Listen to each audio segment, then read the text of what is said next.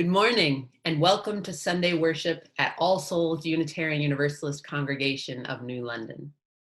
A particular welcome to our siblings in faith from the Unitarian Universalist Congregation of Danbury and the Unitarian Society of Hartford, who are joining us today in worship. It's so good to have you with us. I'm Reverend Caitlin O'Brien, Associate Minister, and with me in this service are Reverend Carolyn Paterno, Senior Minister, Tanya Lehman, Music Director, and Jesse Edwards, who facilitates all things technical. And a big thank you to Tammy, who created the beautiful slides this morning. On this Independence Day weekend, we will reflect on where we stand between the deep flaws and the highest aspirations of our country. With this challenging task, it's a blessing to be in your good company. So welcome to All Souls, where all souls are welcome. You are joyfully called to worship. I invite you, as we've been doing in recent weeks, into a centering moment with the poet Nikki Giovanni. A summer love poem. Clouds float by on a summer sky. I hopscotch over to you. Rainbows arch from ground to gold. I climb over to you. Thunder grumbles, lightning tumbles, and I bounce over to you. Sun beams back and catches me, smiling over at you. Yes, we are smiling over at you.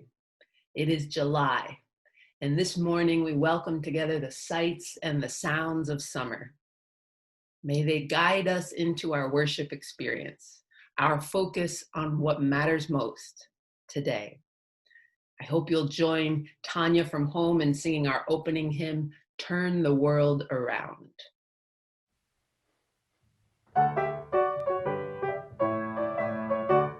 We come from the fire, living in the fire. Go back to the fire, turn the world around. We come from the water, living in the water. Go back to the water, turn the world around. We come from the mountain, living on the mountain. Go back to the mountain, turn the world around. Whoa, so is life. Oh, so is life. Whoa, so is life. Oh, so is life. Do you know who I am? Do I know who you are? See we one another clearly. Do we know who we are? Do I know who I am? Do I know who you are? See we one another clearly. Do we know who we are? See we one another clearly. See we clearly. Doing we are. Whoa, so is life. Whoa, so is life. Whoa, so is life. Whoa, so is life. Water make the river, river wash the mountain. Fire make the sunlight turn the world around. Heart is of the river, body is the mountain, spirit is the sunlight, turn the world around. We are of the spirit, truly of the spirit, only can the spirit turn the world around. Whoa, so is life. Whoa, so is life. Whoa, so is life. Whoa, so is life. Whoa, so is life. Whoa, so is life. Whoa, so is life. Whoa, so is life. Good morning. We are so grateful to be together this morning. And we begin, as we do every week, by lighting our chalice, the symbol of our faith, the symbol of courage and of freedom. We will do so by speaking these words that will sound familiar to you. Please join me. We hold these truths to be self-evident. We are all created equal. We are endowed by our Creator with these unalienable rights: life, liberty, and the pursuit of happiness.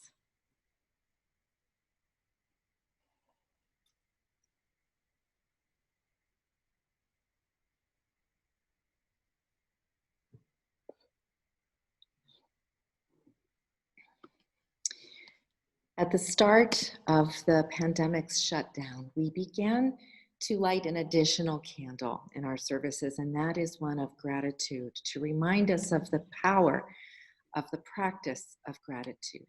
And so this morning, I will light this second candle in gratitude.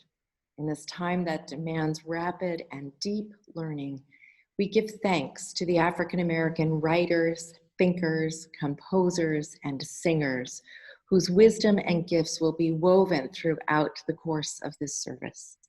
We give thanks for those who light the way that we may learn and be changed as individuals and as a country.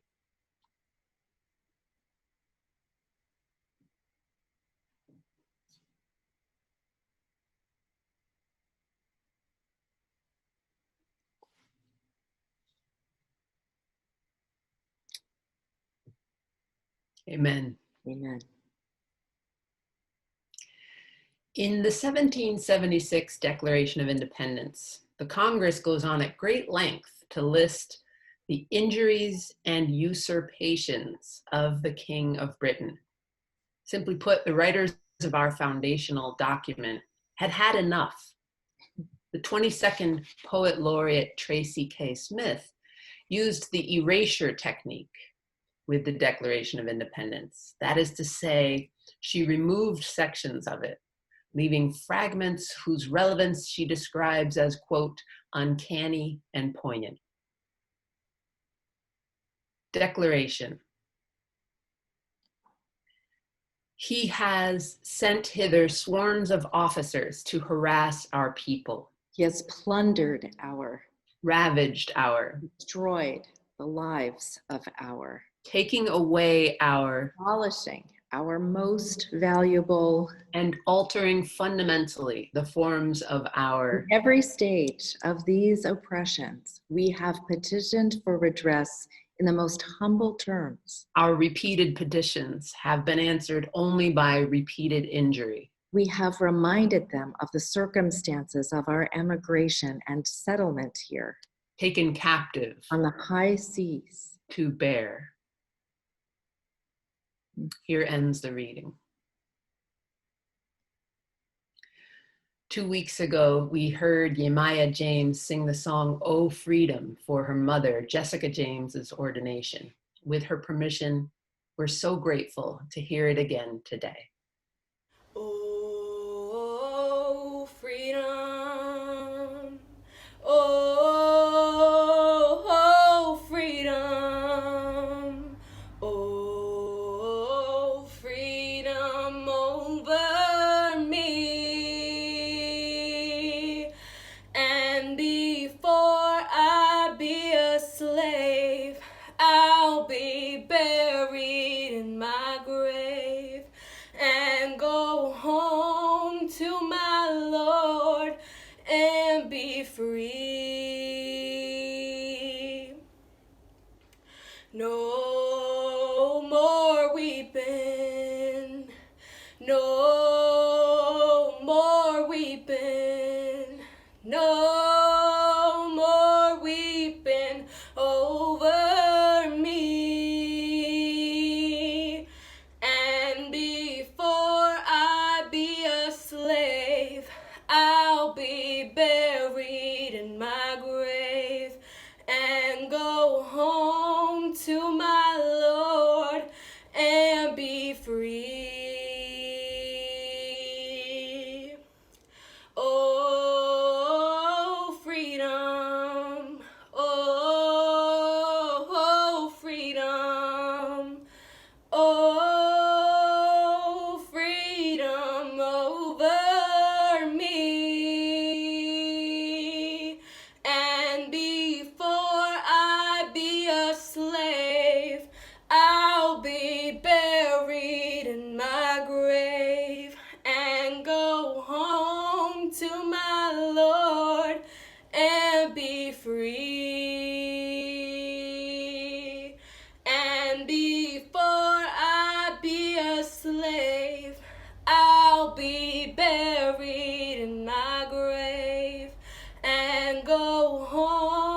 to my Lord and be free.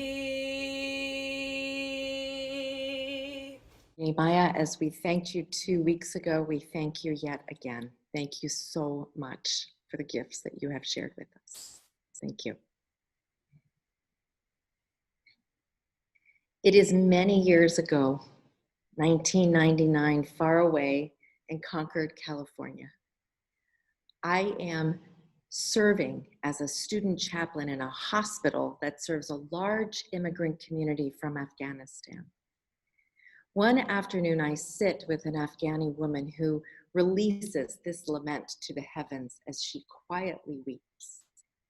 She says, my country, what has become of my country? That beautiful woman and that exchange, her longing for the home of her heart, is securely lodged in my heart these many years later. My country, what has become of my country, of our country?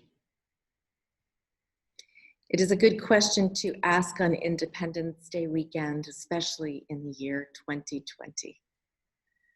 Folks from All Souls know that every year on this weekend, I take a small portion of the Declaration of Independence and I turn it around in my hands and yours to see what will emerge. This year, I am placing that foundational document squarely in the hands of Black Americans to see what emerges when they do the same. And so we're going to start way back in time. It is 1852 in Rochester, New York, where a 4th of July celebration is to take place, and Frederick Douglass, the African-American abolitionist, has been invited to speak to celebrate the signing of the Declaration of Independence. There was a story about Frederick Douglass on the front page of the New London Day this past Friday, and so we bring him into this circle as well. To see a photo of Frederick Douglass is to witness his powerful presence. Take a look.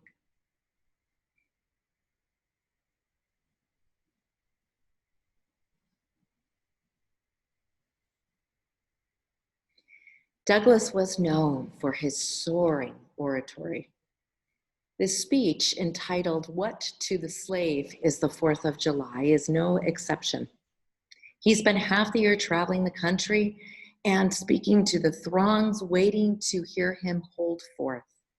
And hold forth he did, and hold back he did not.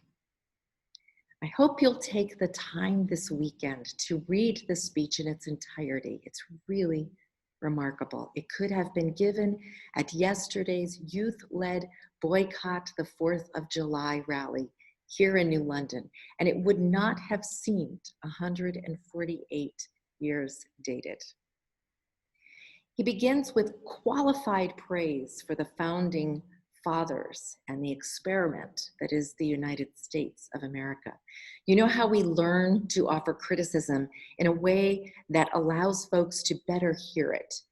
Begin with praise, deliver the blistering truth, end with something hopeful. That's about how this speech was structured. I'm going to spare you the start and get right to the blistering truth that reaches through time to us today. Hear his words. Fellow citizens, above your national tumultuous joy, I hear the mournful wail of millions whose chains, heavy and grievous yesterday, are today rendered more intolerable by the jubilee shouts that reach them. Now, these would be the shouts of free white folks celebrating freedom and liberty in the 19th century, in the 19th century equivalent of unceasing fireworks, barbecue, and a day at the beach. Douglass continues.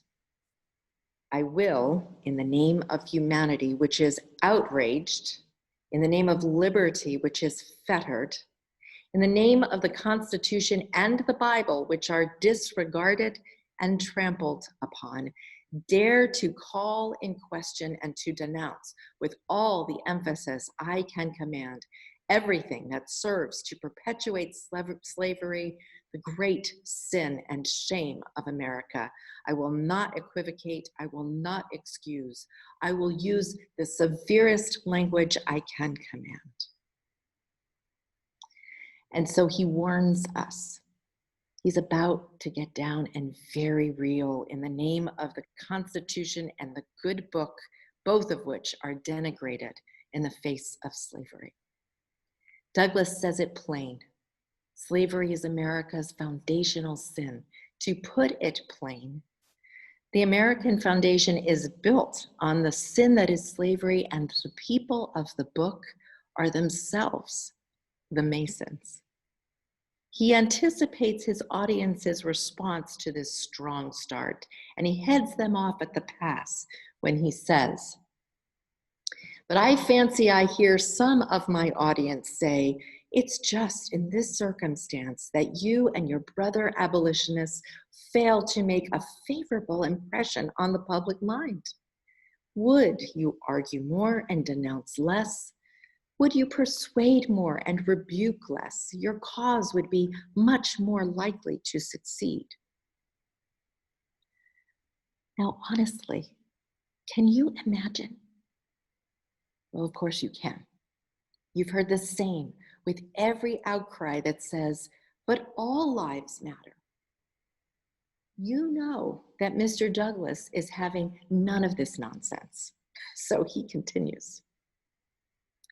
"But I submit, where all is plain, there is nothing to be argued. What point in the anti-slavery creed would you have me argue?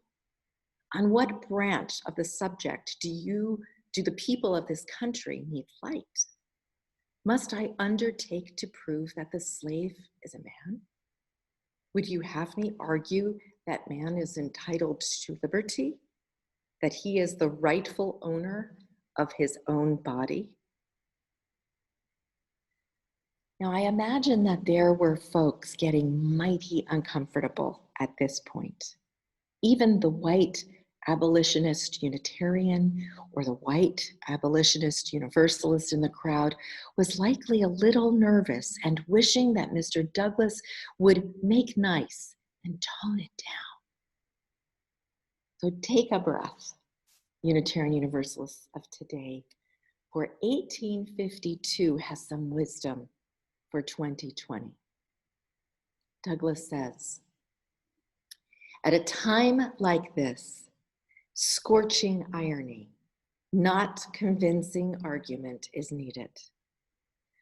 Oh, had I the ability and could reach the nation's ear, I would today pour out a fury stream of biting ridicule, blasting reproach, withering sarcasm, and stern rebuke. For it is not light that is needed, but fire. It is not the gentle shower, but thunder. We need the storm, the whirlwind, and the earthquake. The feeling of the nation must be quickened. The conscience of the nation must be roused. The propriety of the nation must be startled. The hypocrisy of the nation must be exposed. And its crimes against God and man must be proclaimed and denounced." And let the congregation say, Amen. Let us fast forward now to this moment in our country's history. Morning Edition, a newscast on National Public Radio this past Thursday, asked Black Americans to reflect on patriotism, the 4th of July holiday amid our current national racial unrest. The overarching theme to all who are interviewed is accountability. Those interviewed express love of country, but a deep wariness for all the ways our country falls way short of ensuring the self-evident truths of life, liberty, and the pursuit of happiness to all of its people. And so it is that African-American Tracy K. Smith delves into the Declaration of Independence and ironically uses a poetic form called erasure, as Caitlin shared earlier, to bring the truth back to the parchment upon which that foundational document was inked. She thus concludes, "In every stage of these oppressions, we have petitioned for redress in the most humble terms. Our repeated petitions have been answered only by repeated injury. We have reminded them of the circumstances of our emigration and settlement here, taken captive on the high seas to bear." What she did in that poem, may it sink in to our collective minds and hearts. And so I encourage you to have a read of the Declaration of Independence while also reading Douglass's speech. Side by side, they are especially breathtaking. This 4th of July weekend is offered as opportunity for deeply pensive reflection. What does the 4th of July mean to each of us? When we lament, what is to become of my country? What has become of my country, of our country? How do we pursue life, liberty, and happiness in a way that ensures everyone's life, liberty, and happiness? In this pursuit, what will be your own declaration? I pray that it will be unflinching in its honesty, righteousness, and courage. May we together realize a more perfect union among all of our country's people. And may the people say, amen. Amen.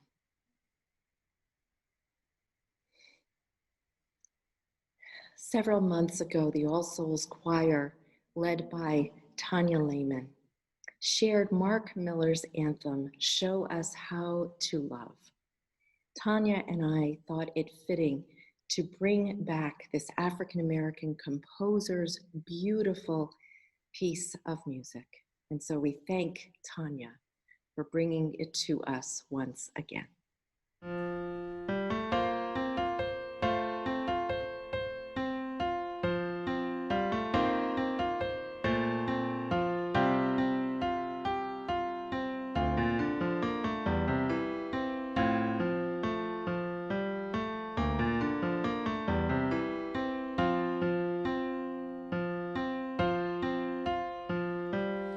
Hearts open, minds awake, change us now for heaven's sake. Leave us not alone in hatred's wake. Show us how to love. Show us how to love. Show us how. Show us how to love.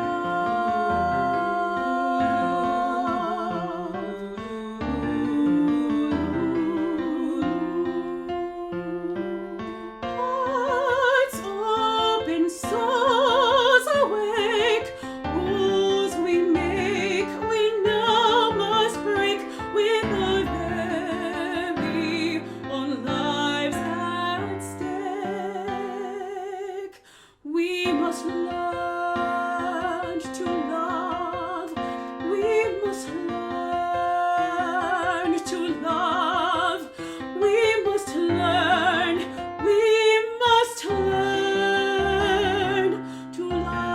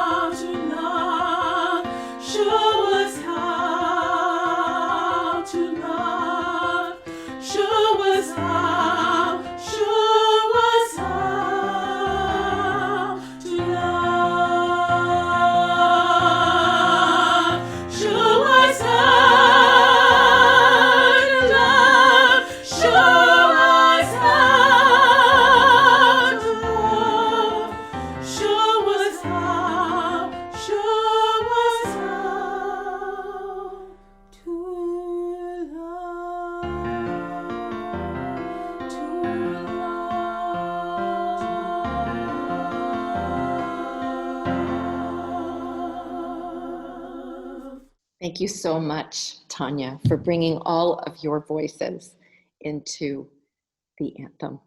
Thank you. And so we shift to a moment of generosity when we open our hearts to our offering. We understand that this is a particularly hair-raising time for many financially, and so we thank you for any that you can give in this moment to ensure All Souls and the congregations who are joining us today may continue on in our mission and good work. Let us speak together the words that we speak at All Souls every week. We give to the work of All Souls. Our work weaves the fabric of love called community. To this end, we dedicate ourselves and this, our offering. The offering will be gratefully received.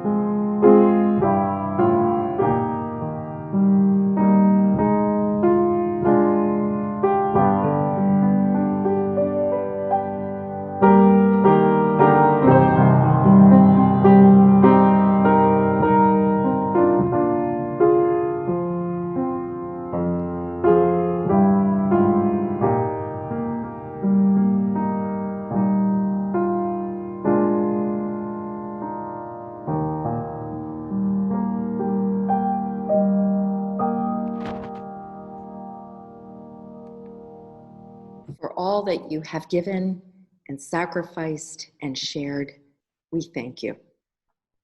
Each week we pause to pay attention to the joy and sorrow that we experienced in the week just past. At this time, you may choose to share in the chat so that your joy or sorrow may be witnessed. If you'd like your words spoken in the service, please send an email to Beloved Community by 2:00 on Thursdays. Let us prepare our hearts for what is shared as we light candles of intention.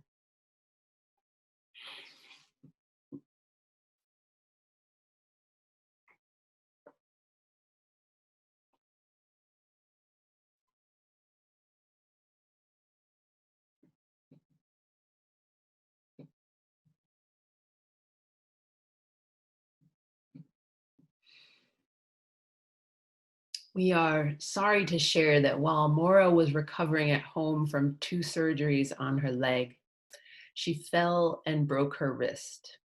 She has been discharged from the hospital and will be going to a rehabilitation facility. Your good wishes and healing thoughts are welcome.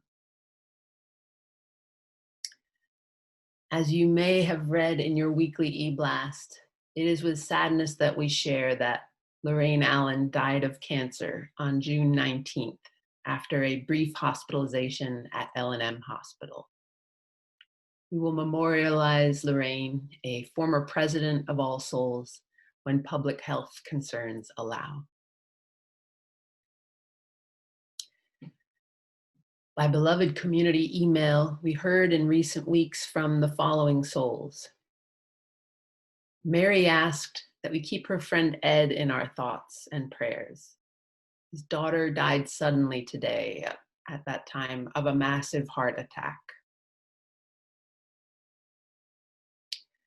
Joel and Tina proclaimed the home birth of their second grandson, Sebastian, who joined Chris, Alyssa, and Elliot on May 28th.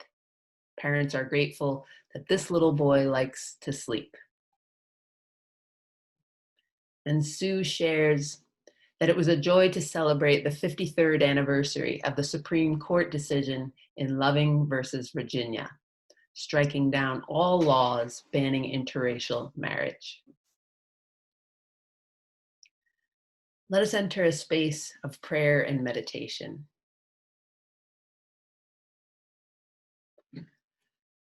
holding all that has been shared and all that we have each taken into our awareness this week. Let us simply breathe. Let us slowly breathe.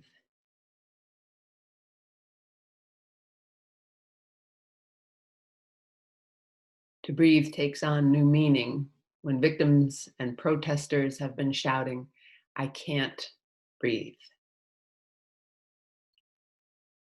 To breathe takes on new meaning when we face a virus that disrupts one's breathing.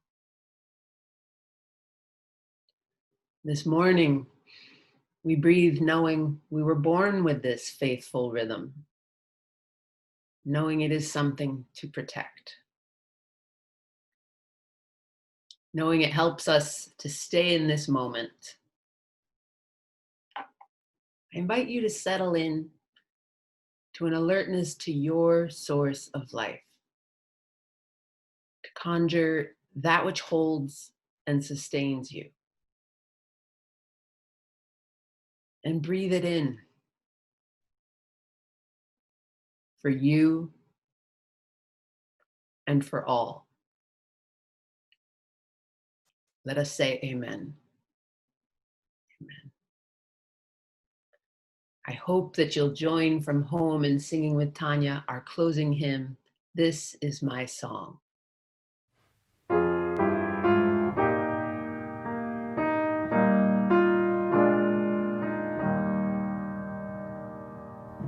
This is my song, O God of all the nations, a song of peace for lands afar and mine. This is my home, the country where my heart is. Here are my hopes, my dreams, my holy shrine.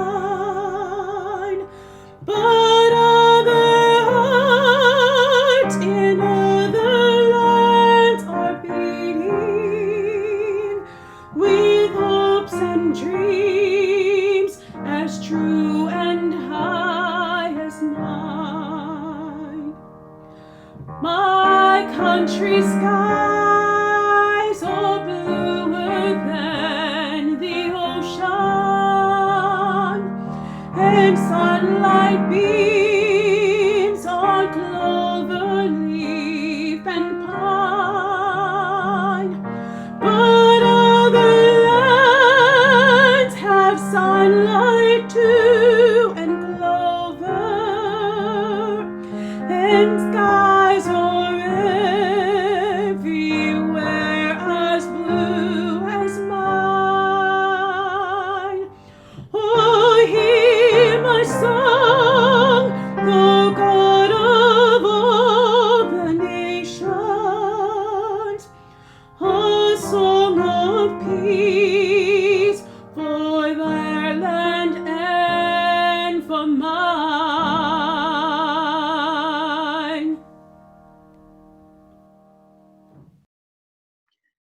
Thank you, Tanya. As Reverend Carolyn extinguishes our chalice, please speak with me the words in our order of worship.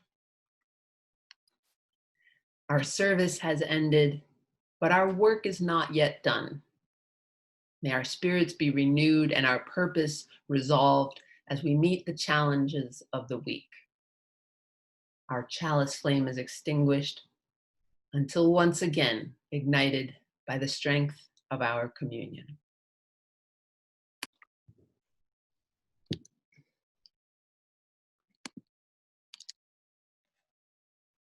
It is our custom in these live streaming, online, apart but together services to place our hands over our hearts and reach to the community that we know is just beyond.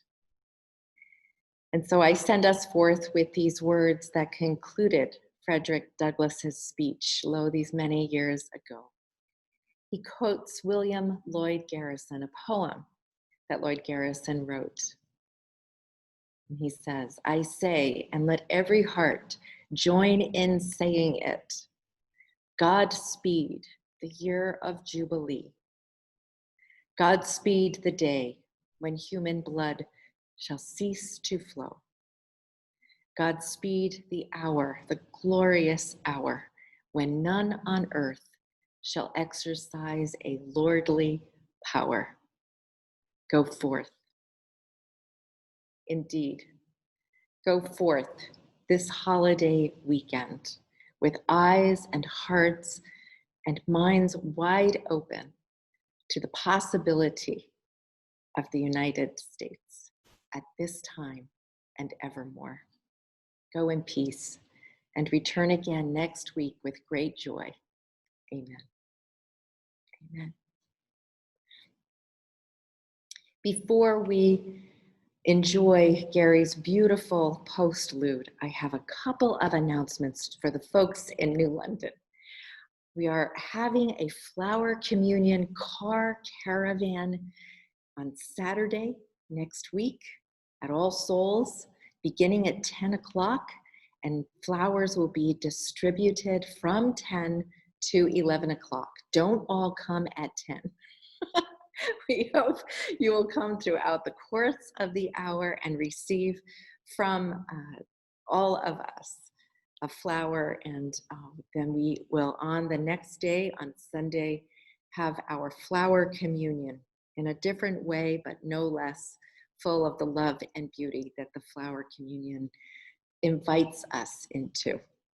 So I offer that as an announcement, and I offer encouragement that all of you check your e-blast this coming week for some exciting news. So I'm gonna leave you on that titillating invitation as we enter into the postlude. I thank you again. Thank you, our friends in Hartford and Danbury and places far and near, for joining us this morning. Thank you and go well. Bye-bye.